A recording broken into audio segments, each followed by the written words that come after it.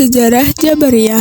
Aliran ini muncul dari sikap yang skeptis terhadap situasi politik pada masa pemerintahan Muawiyah bin Abi Sufyan. Perasaan tidak berdaya itu kemudian dirumuskan dalam pemikiran teologi bahwa semua perbuatan manusia merupakan wujud kehendak Allah. Doktrin teologi yang demikian itu sangat menguntungkan Muawiyah yang saat itu sedang memegang kekuasaan, sehingga pemikiran keagamaan ini dipolitisasi oleh Muawiyah untuk melegitimasi aksi politiknya. Paham Jabariyah ini pertama kali dilontarkan oleh Ja'ad bin Dirham, yang selanjutnya dikembangkan oleh Jahm bin Safwan. Oleh sebab itu, aliran ini sering juga disebut aliran Jahmiyah. Doktrin aliran Jabariyah. Menurut aliran Jabariyah, manusia tidak mempunyai kemampuan untuk mewujudkan perbuatannya dan tidak memiliki kemampuan untuk memilih. Segala gerak dan perbuatan yang dilakukan manusia pada hakikatnya adalah dari Allah semata, sehingga aliran ini dikatakan fatalis atau predestination. Meskipun demikian, manusia tetap mendapatkan pahala atau siksa karena perbuatan baik atau jahat yang dilakukannya. Aliran Jabariyah sendiri terbagi menjadi dua, yaitu Jabariyah ekstrim dan Jabariyah moderat.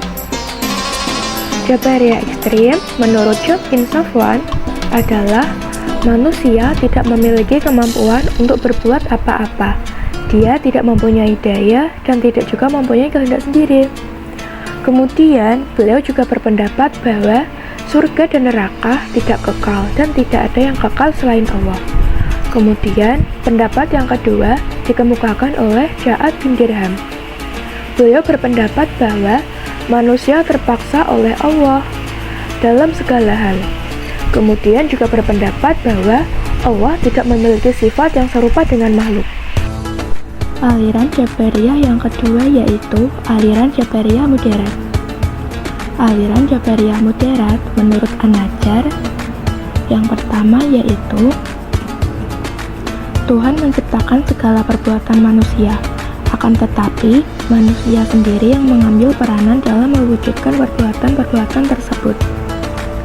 Pendapat An-Najjar yang kedua yaitu Tuhan tidak dapat dilihat di akhirat, akan tetapi An-Najjar menyatakan bahwa Tuhan dapat saja memindahkan potensi makrifat pada mata, sehingga manusia dapat melihat Tuhan. Selain An-Najjar, juga ada tokoh lain yang berpendapat, yaitu Ad-Dirar. Ad-Dirar berpendapat bahwa yang pertama, perbuatan manusia dapat ditimbulkan oleh dua pelaku secara bersamaan. Artinya, perbuatan manusia tidak hanya ditimbulkan oleh Tuhan, akan tetapi oleh manusia juga. Pendapat Ad-Dirar yang kedua yaitu hujjah sudah diterima setelah Nabi adalah ijtihad. Pendapat Ad-Dirar yang ketiga yaitu mengenai ru'yat Tuhan di akhirat, bahwa Tuhan dapat dilihat di akhirat melalui indera keenam. Perbuatan manusia menurut aliran Jabariyah. Paham Jabariyah memandang bahwa manusia tidak merdeka dalam mengerjakan perbuatannya, yang menentukan perbuatan manusia adalah Tuhan. Sehingga paham ini dikenal dengan fatalisme. Aliran Jabariyah memandang manusia tidak mempunyai pilihan. Manusia dalam perbuatannya adalah majbur atau terpaksa. Manusia digerakkan Allah sebagaimana benda-benda yang mati dan tak bernyawa dapat bergerak hanya karena digerakkan oleh Tuhan.